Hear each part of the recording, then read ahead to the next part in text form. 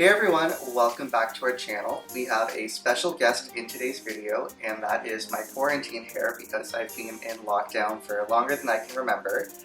All jokes aside, today we are going to be making a classic vanilla bean creme brulee.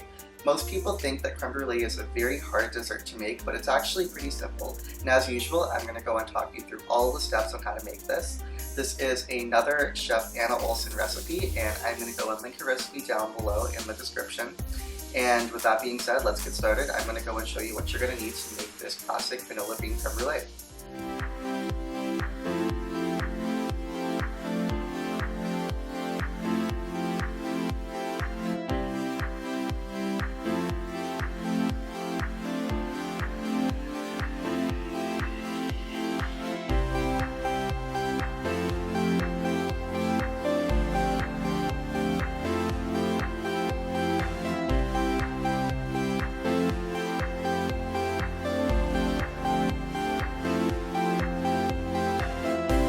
Okay, so for this recipe, you're going to need 2 3/4 cup of whipping cream, 35% cream. You're going to need 3/4 cup of granulated sugar. You're going to need 1 vanilla bean, and you can substitute this with vanilla bean paste, and the recipe in the description below will have the conversion. I think that you could get away with using vanilla extract as well.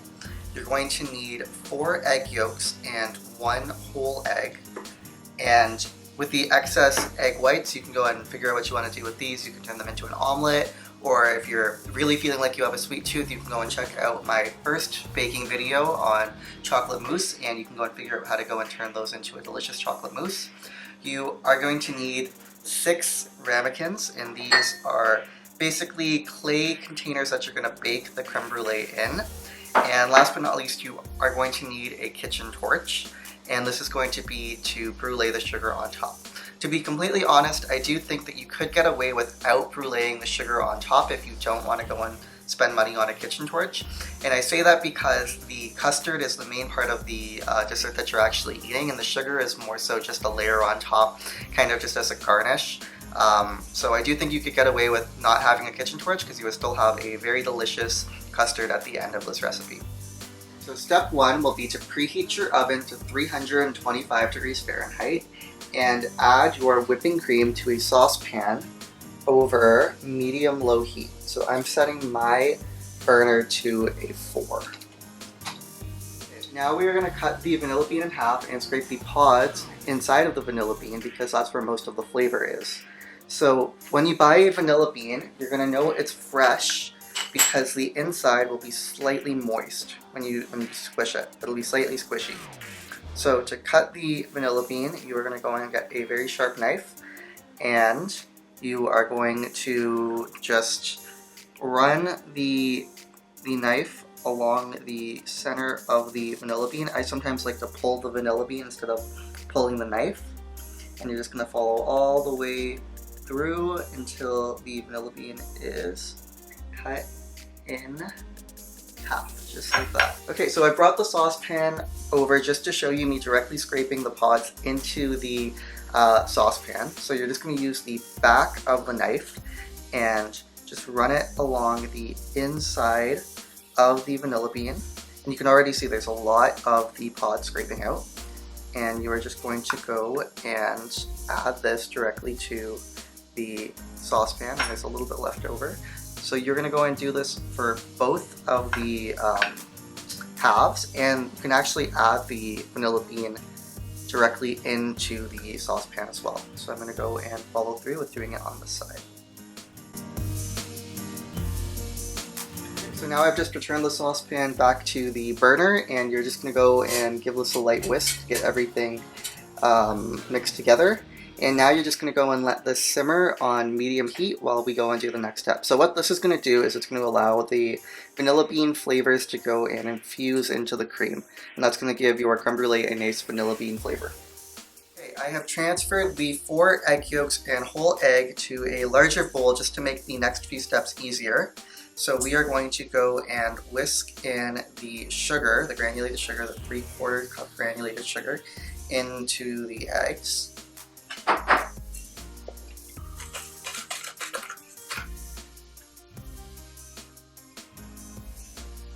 So the cream and the vanilla has been simmering for some time, so I just moved it off of the hot burner. And now I'm just going to go and take out the actual vanilla beans themselves. If you do it carefully, you could probably just pick it up by the tip. If your cream is really hot, use a fork or something just to make sure that you don't burn yourself. And you can actually go and save the vanilla beans, and you can let them dry out, and you can go and put them in a bag of sugar, and that will go and flavor the sugar with a little bit of vanilla. So now we are going to go and pour the hot cream into the egg and sugar mixture, and we are going to go and pour this a little bit at a time and whisk constantly while we do it, because we don't want the eggs to curdle. So you'll see some chefs pour a little bit at a time and then just dump the entire rest of the cream in, and that's what they call tempering the eggs. You temper the eggs, you kind of put a little bit of the hot cream in, and then you can add the rest of it without having to worry about it curdling. Me personally, like to add the entire thing in small increments just to be 100% on the safe side, so I don't have to worry about anything curdling. Maybe it takes an extra minute or two, but I'd rather go and take the extra minute or two than have any stress about it curdling in case I didn't add enough of the hot cream initially to go and temper the eggs properly, or something just goes wrong. Okay, so I'm just going to have my dad help me hold the bowl while I do this. So I got a ladle, and I'm just going to go and pour a little bit of the cream in at a time while I'm just mixing constantly. And we're going to do the entire pot just like that, and we will be back once it's all done.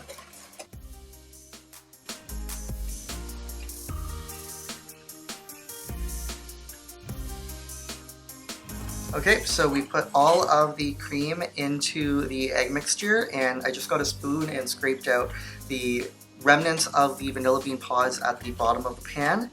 And basically the creme brulee is almost done, except for cooking it, of course. But the hard part of this is all done. So now we are going to go and just transfer these into the ramekins evenly. And then I'm going to show you how to go and bake these, because you're going to bake these in a special way called a bain marie. We are just going to carefully ladle the egg mixture into each of the ramekins. And this should work for 6 ramekins, 6 servings. So I'm going to put one ladle in each, and then we're going to go back and put a second ladle in each. And it's really pretty. You can see the little specks of the vanilla in the egg mixture.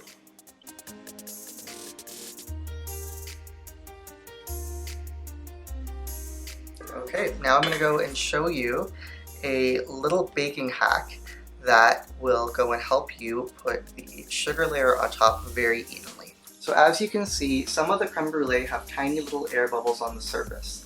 So once this is done baking and you try to add the sugar layer on top, these little air bubbles will go and prevent you from having a nice even layer of sugar. So what bakers do to go and try to get rid of these bubbles are they'll use a little square of paper towel, and they'll just gently touch the bubble, and it actually just gets rid of the bubble just like that. So you're going to want to go through each of the creme brulee and just try to get rid of any of the really big air bubbles.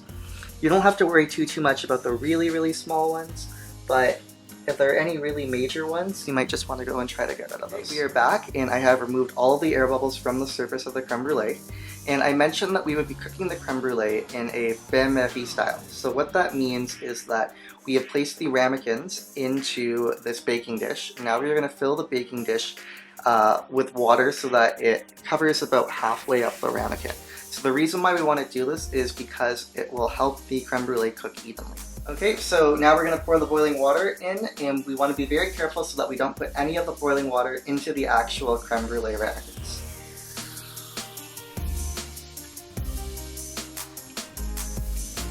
So now we're going to pop these into the oven for about half an hour. I actually ended up having to boil a little bit more water, and because of that, the ramekins were sitting in the first round of boiled water. So I'm actually going to go and check on these at around probably the 26-minute mark, just to go and see how they're doing. So if you, like me, have to go and boil a little bit more water, just keep that in mind when you're trying to figure out the cooking time.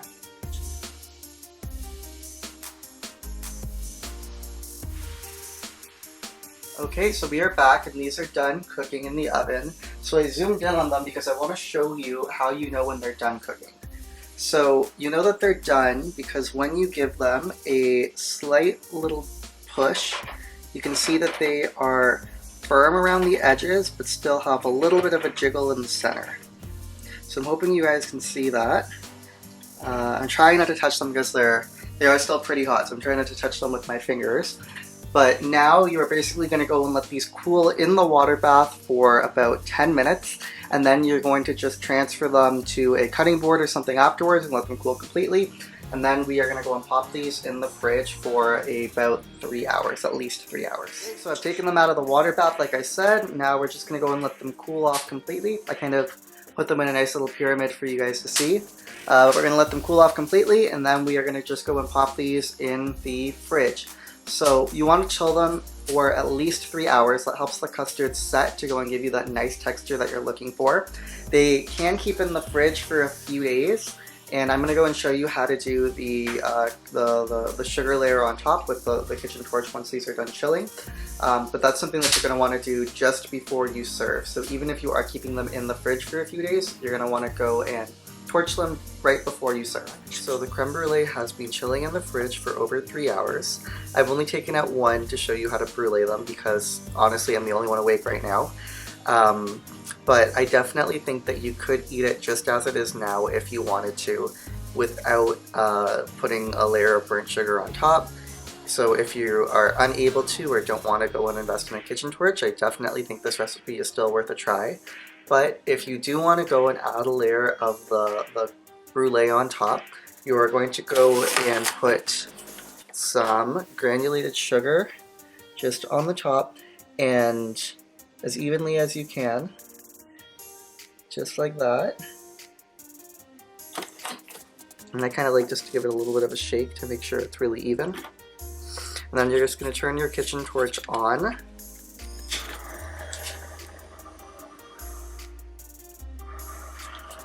And you're just going to go in circles around the dish. So you want to keep the torch moving, because if you stay in one spot for too long, you'll end up burning the sugar a little bit more than you'd like to. So even if it doesn't look like much is happening, just keep moving around. And you're going to be able to go and create as thick of a sugar layer that you want. And the way that you do that is once one layer is done, you just let it cool off for about 30 seconds, and then you just add more sugar on top. So I'm going to add another layer of sugar because I want to go and make the layer just a little bit thicker. And hopefully, the reason why I want to do that is honestly because I want to see if I can make it show up in camera when I crack this open. Usually one layer I find is enough, but we're going to add a second one. And we're just going to continue with the exact same thing that we did for the previous layer.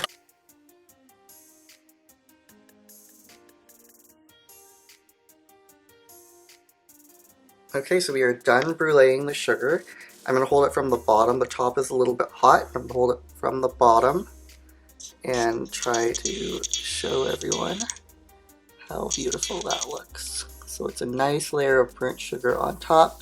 You can see it is glossy, and now we are ready to go and eat this. So let me grab a spoon and we will be right back. Okay, I've grabbed a spoon. So let's see if you can hear this. Has a nice solid sugar layer on top. So I'm going to crack this and let's give this a taste test. So as you can see, there's like little shards of the brulee sugar on top. And you can see that the custard is a nice silky, creamy texture. And let me give this a taste test and let you know how it is. And it's really good.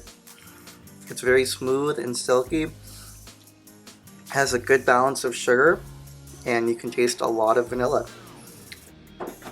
So before we end off today's video, I want to shed light on a topic that I am very passionate about, and that is homelessness. The homeless, especially given the pandemic, are at an increased risk of developing health issues. And during the winter, they're at an increased risk of developing weather-related health issues in particular. The homeless are disproportionately minority groups, such as racialized minorities, the mentally ill, and LGBTQ plus members, especially LGBTQ youth. I myself have had the opportunity to volunteer at a homeless shelter named Out of the Cold a few years ago. And at this shelter, we provided the homeless with a place to stay, food, and an on-site nurse to help deal with some health concerns. So there's many ways that you can get involved, including by donating to charities such as the Salvation Army, by volunteering at homeless shelters once the pandemic clears up, and by emailing your government asking for more funding to be allocated to services for the homeless. The reason why this year this topic is particularly important to me is because every year I remember donating to the Salvation Army when I see the volunteers asking for funding with their bells. And this year in particular, with the pandemic, it struck me that a lot of charity groups are struggling to probably reach their normal annual quotas for donations. And this especially will affect minority populations such as the homeless. So that's going to end today's video. If you want to find out some more information, I'll put a couple of links in the description below. But I'm really hoping that you enjoyed this video and that you enjoyed the creme brulee. And if you try it out, please let me know how it goes in the comments below. And if you like this video, please leave a like and subscribe. Thanks.